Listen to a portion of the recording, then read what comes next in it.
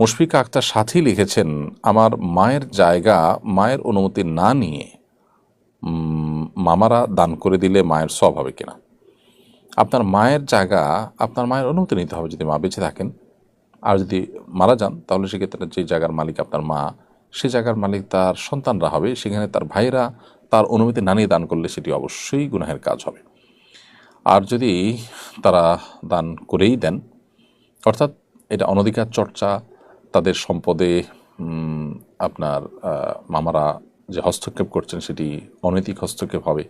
নবী করিম সাল্লাল্লাহু আলাইহি সাল্লাম বলেছেন, লা ইয়াহিল্লু মালু ইমরিইন মুসলিমিন ইল্লা বিতিবি নাফসি। কোনো মুসলমানের সম্পদ তার মনের সন্তোষ ছাড়া এটি কোনোভাবেই সেখানে হস্তক্ষেপ করা জায়েজ হবে না। যদি আপনার মায়ের অনুমতি না নিয়ে এটা করলে সেটি অন্যায় কাজ। হ্যাঁ, করার পর যদি আপনার মা সম্মতি দেন, তিনি খুশি থাকেন বা তিনি মেনে নেন, তাহলে সেক্ষেত্রে অবশ্যই তাদের সে কাজ জায়েজ হয়ে যাবে। বাট উচিত হবে আগে থেকে অনুমতি নেওয়া।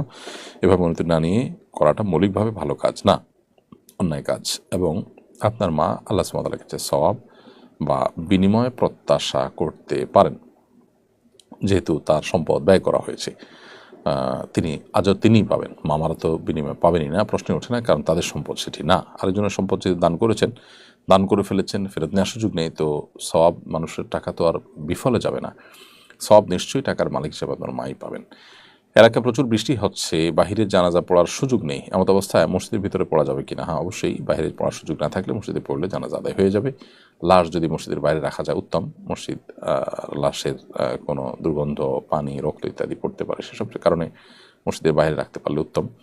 কিন্তু যদি মসজিদের বাহিরে রাখা নাও যায়, ভেতরে পড়া হয়, তারপরে জানাজা আদায় হয়ে যাবে, বিশেষ করে যদি বৃষ্টির কারণে সেরকম পরিবেশ সৃষ্টি হয়। বাইতুল মুকাররম জাতীয় মসজিদে আজ নতুন খতিব জমা পড়েন। নতুন খতিবের কাছে আপনার প্রত্যাশা কি? আমরা এর আগে বলেছি যে নতুন খতিব একজন প্রথিতযশা আলেম, আলেমদের কাছে যিনি প্রথিতযশা সেরকম একজন মানুষ এবং পণ্ডিত, সেই সাথে তিনি একাডেমিশিয়ান একজন মানুষ। তার কাছে প্রত্যাশা হলো যে দেশ এবং জাতির যে সমস্ত ইস্যুগুলো খুবই গুরুত্বপূর্ণ, সেই বিষয়গুলোতে তিনি তার মেম্বার থেকে সুনির্দিষ্ট করে জাতিকে দিক নির্দেশনা দিবেন, গাইড করবেন। ইসলাম এবং মুসলমানদের স্বার্থ রক্ষার জন্য তিনি কাজ করবেন এবং জাতীয় মসজিদের জায়গা থেকে তিনি সকল চিন্তার মুসলমান, আহলে কেবলা এবং আহলে সুন্নাত জামাতের ভিতরে শামিল সকল মুসলমানদেরকে তিনি আপন করবেন এবং সবার নেতৃত্ব দিবেন, সবাইকে তিনি ওন করবেন। এই বিষয়টি তার কাছে আমার প্রত্যাশা। মুসলিমদের মধ্যে বিবাদমান বিভিন্ন যে বলয় আছে সেগুলোর মধ্যে দূরত্ব কমানোর জন্য তিনি কাজ করবেন, সেটি আমার প্রত্যাশা। আরিয়ান খান আসিফ আপনি লিখেছেন, খাওয়ার সময় মোবাইল টেপাটেপি করা যাবে কিনা?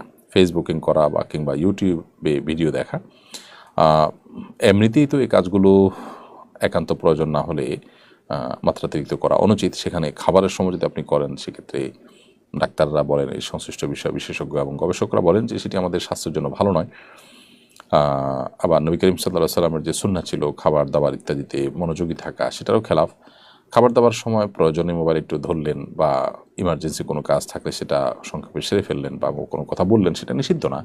কিন্তু মানে অহেতুক টিপাটিপি করা বা দীর্ঘ সময় ধরে সেটাতে মগ্ন থাকা সন্দেহাতীতভাবে ভালো কাজ না। আজকাল এই মোবাইল টেপাটিপি করা, ঘাটাঘাটি করা, ফেসবুকিং, স্ক্রলিং, এগুলো আমাদের খেতে বসে, ঘুমোতে গিয়ে, ওয়াশরুমে, সব জায়গাতে এগুলো আমাদের ব্যাপক হারে হচ্ছে, যেটা আমাদের রীতিমতো ব্যাধিতে পরিণত হয়েছে।